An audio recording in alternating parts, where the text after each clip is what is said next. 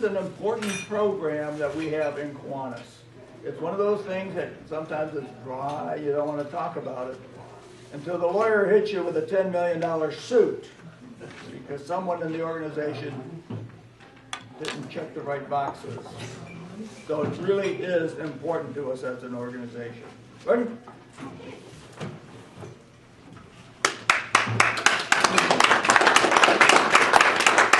Thank you. I have 2 pairs of glasses here because I don't know which one would be best looking at it down here. I joined Kiwanis about 5 years ago. Really soon after I joined was our club's meeting for youth protection, and so somebody from another club came and gave it to us. And then soon after that, we were asked as a group, is there somebody that could take that on for our club? And I have teaching background and very much aware of protecting myself and my students. So I thought, well, that's something I could do, and that was the first thing I volunteered for as a Kiwanian. I love being a Kiwanian, and I'm quite involved with other things, but this was the first thing. This is the first time I've done it for another group, though, and I've done it every year for our group since I've joined. Of course, the purpose of this is because there is child abuse going on.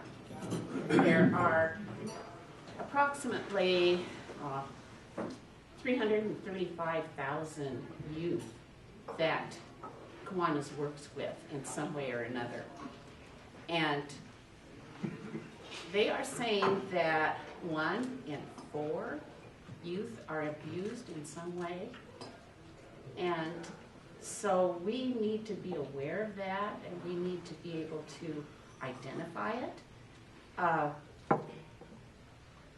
Part of the training isn't a lot on identifying what others have done to abuse a child, but if we are in contact with a child and we can see something is not right, maybe unexplained bruises or something that teachers may have overlooked, it's our personal responsibility maybe to report it to the person that is in charge of the event that we are working with. Are you aware that that child is covering up that bruise on the arm all the time, like they don't want somebody to see it? Or, there are little things that we could identify with a child and bothers us. So say something about it. And not only that, we need to protect ourselves. We need to make sure that we are not blamed for something that we didn't do. Or maybe we did do something that we were not aware that it was inappropriate. They're saying now that don't touch a child at all. I also took a training for a Boy Scout because I was representing our Key Club, our Kiwanis Club for our new Cub Scout group. And in Kiwanis material, they didn't really say don't touch a child, but in Boy Scouts, they're saying don't touch the child unless it's something that you need to do. And if you do, make sure it's only 2 seconds long. So that's just, you touch it for 2 seconds, and that's all. If it's longer, it could be interpreted as something more than a touch. So we need to have those kind of precautions.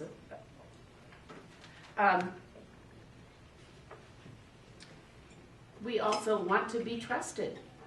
We work with young people, and the community needs to feel relaxed. Oh, that's a Kiwanin. I can trust them. They're people from the community. They've been trained about how to be around our young people, and I trust them. So this training partly is to establish that trust. There are 3 kinds of abuse, and of course we know the physical abuse and the emotional abuse, which is harder to identify, and that is not really getting the love and care that they have. And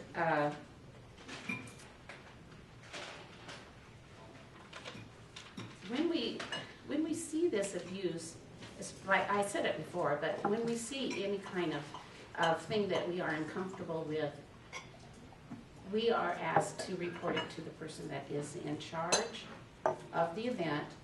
And if it is something that is immediate, I mean, we can actually call emergency, the emergency number. If it's something that needs to be stopped immediately, or if there is something that we are so troubled about, we can take it upon ourselves to make sure that this is something that's taken care of immediately.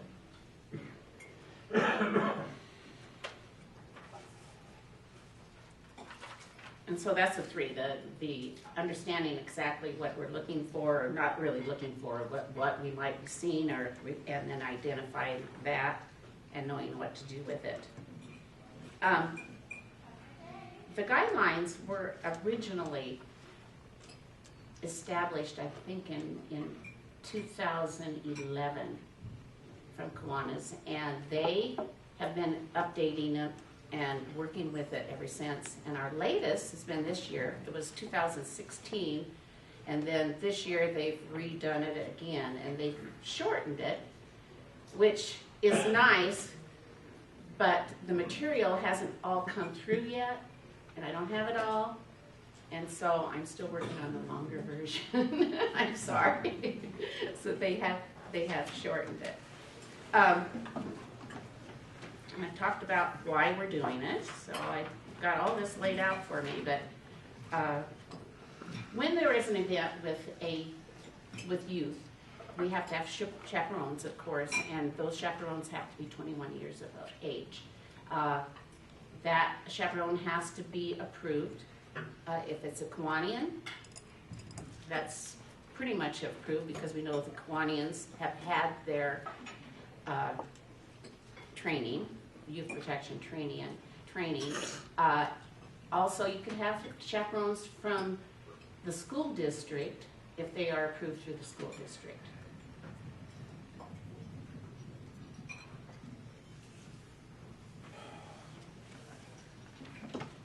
Criminal background checks, and this is something that they are really putting more of a stamp on it, because apparently a lot of clubs have been neglecting that. To be an advisor of Key Club or SLP, any of the youth organizations that we represent have to have a background check. I had my background check right away, and it's coming up, and it lasts for only 2 years. So every 2 years you have to have a background check if you are an advisor. They recommend if you are, well, how can I put it? If you're in charge of an event that youth are involved with, you should have a background check. If there is somebody with a background check with you when you're with the youth and you haven't had one, it's okay. But it's advised that all Kiwanis have a background check. Not that you have to, but we're a youth-centered organization. We want to be able to work with the youth, and if we have that background check, that again gives the community the feeling of trust for us.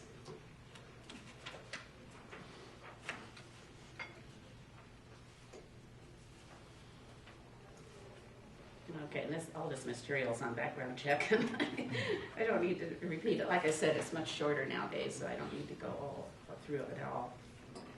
I don't know if you've done anything, and I know since I've been in my Kiwanis group, we have not taken youth out of town for overnight stays, but there are special rules for that overnight stay. For one thing, you do not sleep where the youth sleep. Not unless it's like a bunkhouse with a lot of bunks and a lot of people together. But otherwise, the boys would sleep in one area, and the chaperones would sleep in another area. And the adult is not to be sleeping with them. There should be a ratio in these kind of events of one adult of the same sex as 10 of that sex. If there is a group of 11 or 12 girls, there's going to be 2 women chaperones or Kiwanians in charge, or with the males. 2 if there's any more than 10. 1 for every 10. But if it's more than 10, you need the second one. So we need to have that going for us. In transporting children or youth, there has to be 3 in the car. The youth should be in the back seat, and there could be 3 people, there could be 2 youths, as long as there's somebody else in that car. They advise 2 adults, but there could be 2 children and an adult. But there has to be a 3rd person every time. Cannot take one Kiwanian cannot take 1 student by themselves in representing Kiwanis. You understand? I mean, your personal thing is your own personal thing. But that's a good advice for anything, or anybody at any time, really. If they have medications at an event, have to have the parents with a permission slip. An adult cannot give the medication. Have to have a permission slip. They give themselves the medication, even over the counter. I get headaches all the time. I need to take my aspirin. There is not a note. They better do it without you seeing it, because we cannot allow any medication without a note, and we do not give it.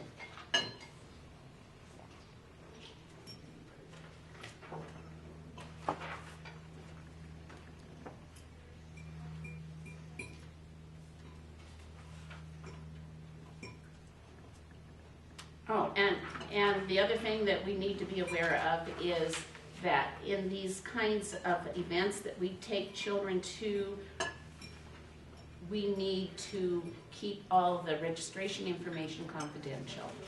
And there should be a plan of where that's going to go and how we're going to keep it confidential so that no one else can get into that information except those people that have authority over that event at that time. So that plan should be intact. And I'm thinking I'm pretty much covered up.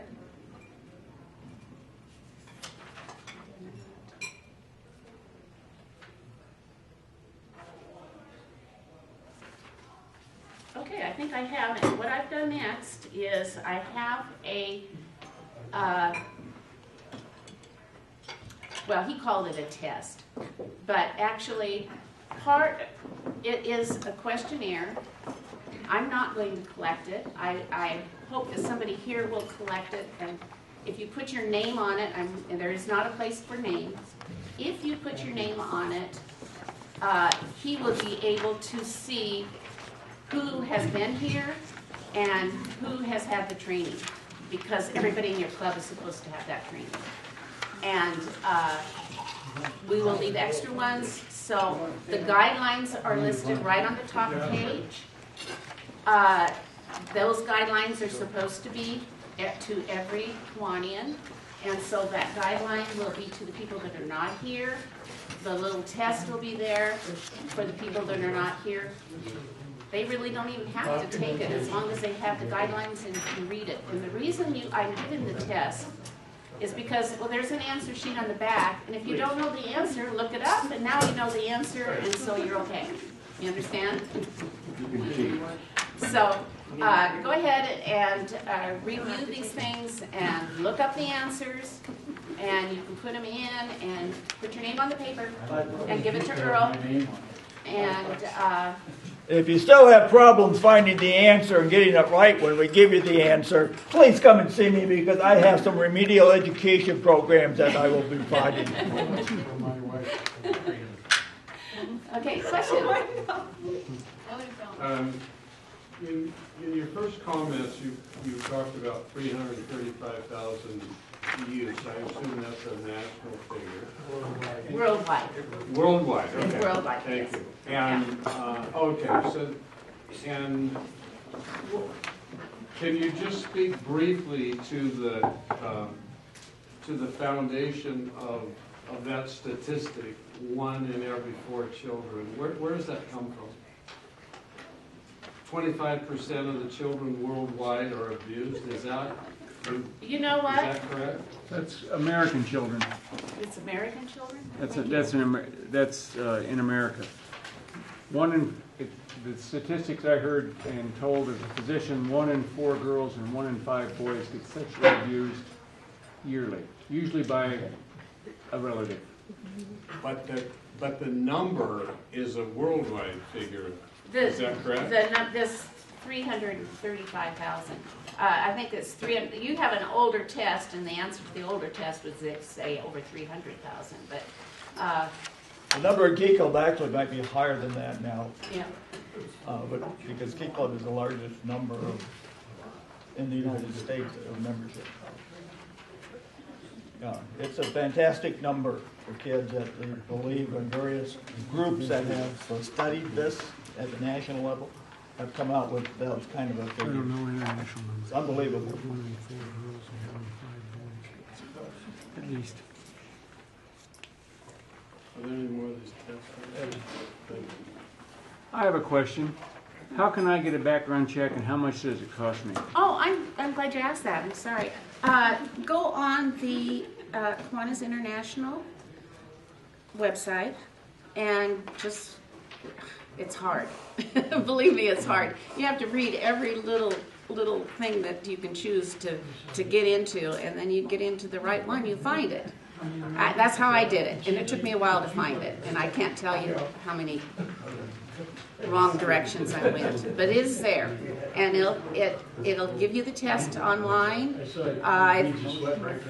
They'll ask for your credit card number to pay. I think it's $20, $20? and you can take the test, and then they send the approval to you. Yes. So when I did this, all I needed was my Social Security number and my name. I clicked the button, put in $20, and 10 minutes later I had my test done. I mean my check was done. So it isn't really much at all. At least it wasn't for me. Oh, good. Yeah.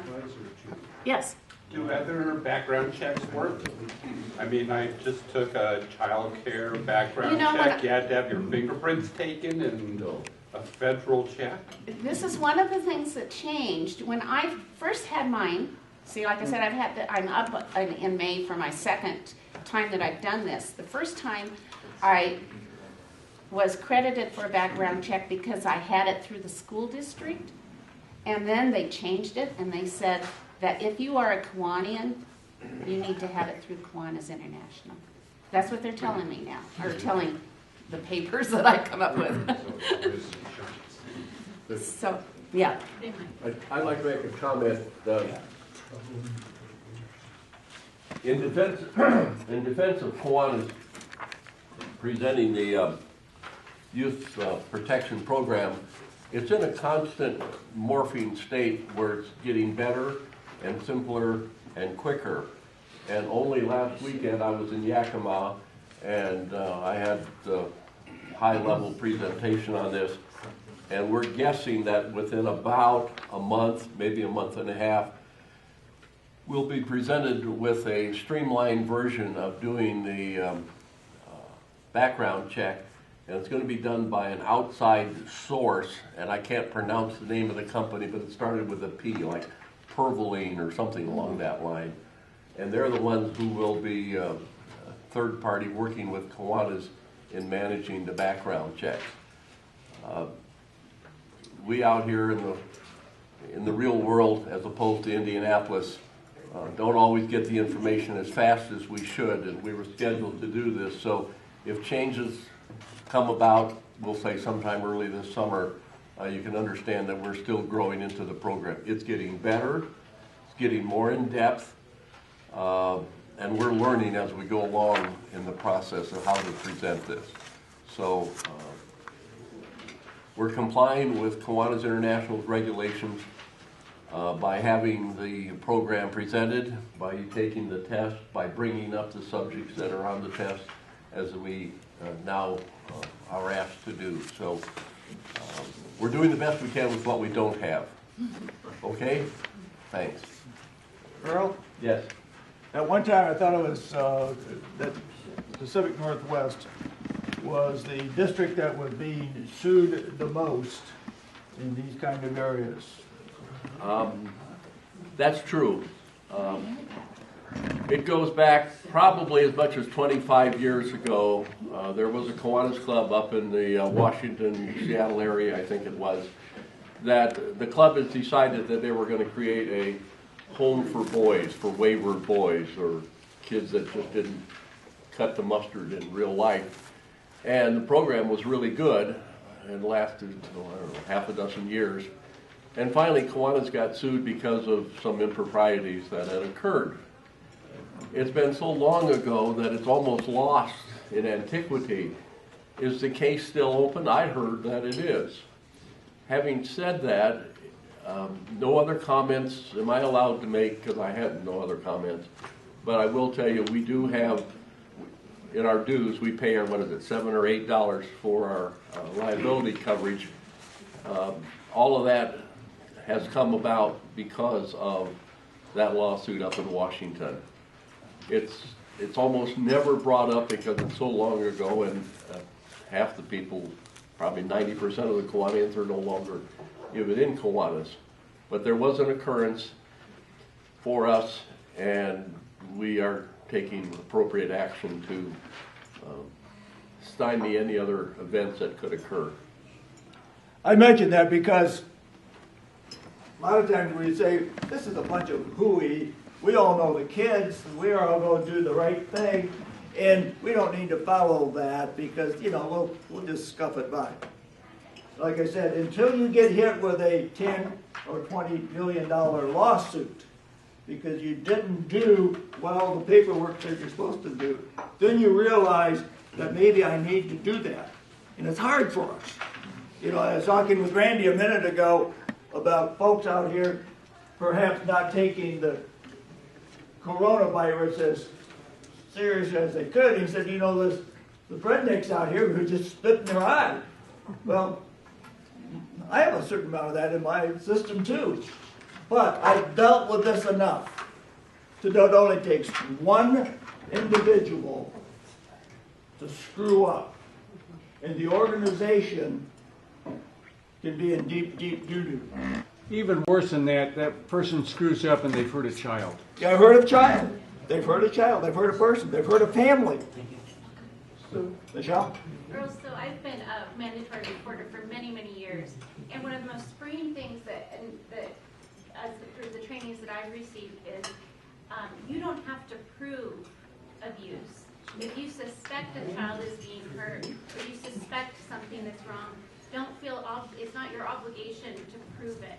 Your obligation is to report it. Mandatory and so, reporting. And if, you know, you might be wrong, but That's a question I do have for you. Having worked in the school district, we were required, I think as doctors would be required to report suspects. Mandatory. As a member of Kiwanis working in this, are we required? I have not read anything that Okay. says it is mandatory. Like, as a teacher, I have. Right.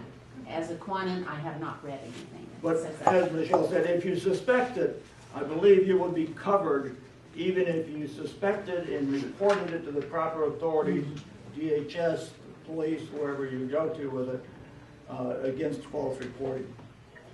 But it's important, as she said, it's not only important to protect that child, but it's also important to protect yourself.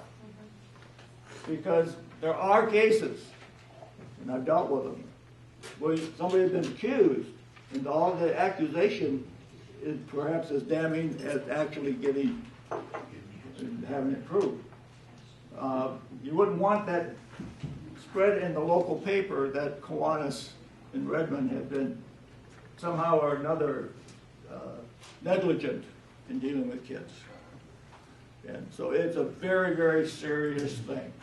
So please make sure that you pay attention to that. On behalf of my generation and all those to come, I would like to say thank you for everything you are doing to ensure our safety. Oh, thank you. Or we can do it. Are there any questions? I have one Yes. comment, which is, I don't have any idea how long a background check will take. I've had 2 of them recently in this area, and they were a matter of some weeks. So one of the good things to do is just get together and ship it off and have it on file. You might have to do it again in 2 years. It's not going to be too expensive, but it's awkward if you'd like to go on an event with Olivia or her friends, and you can't